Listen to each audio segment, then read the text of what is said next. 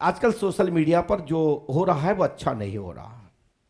मुझे खेद है कि भारत की मीडिया, भारत के ही सनातनी लोग विदेशी बाहरी ताकतों के एजेंसियों, कंपनियों में काम करने वाले, उनकी संस्थाओं में काम करने वाले भारतीय गुरुओं के ऊपर जो अंकुश और उन पर अंगुली उठाने और उनके ऊपर जो विलंब किया जा रहा है, उन पर कारोच लगाई जा रही है, ये अच्छी बात नहीं है।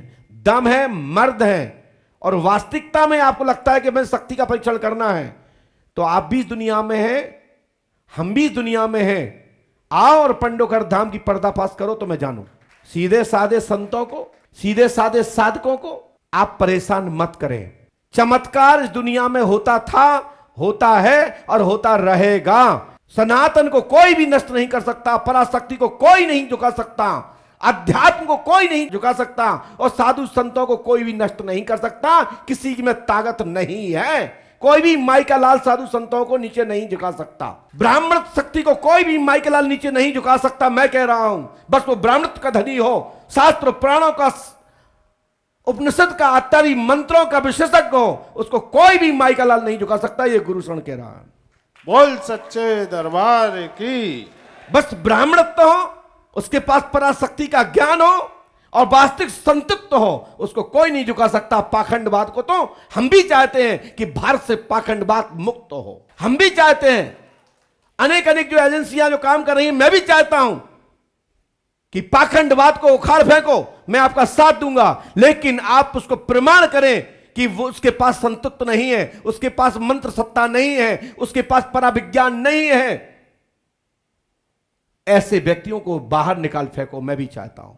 लेकिन साधु संतों का अपमान मत करें, मैं करबद्ध प्रार्थना एवं निवेदन करता हूं। भारतीय अच्छे जो चैनल हैं, जो विश्वसनीय हैं, हमारे पंडोकर धाम में आते हैं। हम भी ऐसे हजारों पत्रकार हैं जिनको मैं सम्मान करता हूं, उन्हें श्रीफल देता हूं, उनको अंग वस्त्र उड़ाता हूं, पुष्प फल उनको साथ साथ उनको पुरस्कृत भी करता हूं और उनसे कहता हूं धन्य हो आप कि आपकी कभी कलम बैक ना हो, आपका दिखाई हुई समाचार आपको सॉरी ना बोलना पड़े। हमारे पंडोकर धाम की पीठ की ओर से आपको साधुवाद, आशीर्वाद।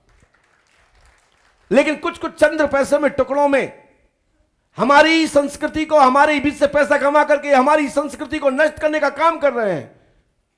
ऐसे चैनलों पर भी अंकुश लगना चाहिए। मैं भी केंद्र सरकार, प्रदेश सरकारों से भी प्रार्थना निवेदन करता हूं, इस प्रकार से हमारे साधु संतों को, हमारी पराविज्ञान पर, हमारे शास्त्र पुराणों के आचारों पर या गुरुजनों पर इस प्रकार की टिक्का टिप्पणी ना करें।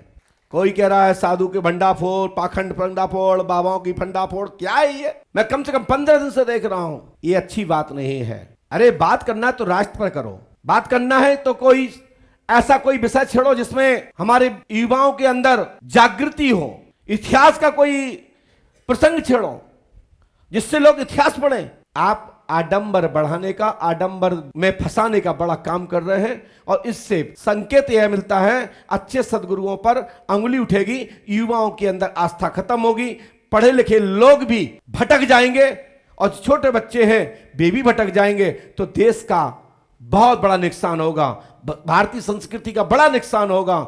इससे बचाना है तो साधु संतों और ब्राह्मणों का पूजन करना पड़ेगा, उनके द्वारा ज्ञान लेना पड़ेगा, मठ मंदिरों में प्रणाम करना होगा, योग साधना करनी होगी, पराशक्ति को मानना होगा, माता पिता का सम्मान करना पड़ेगा, तभी हमारे जीवन में उत्थान होगा।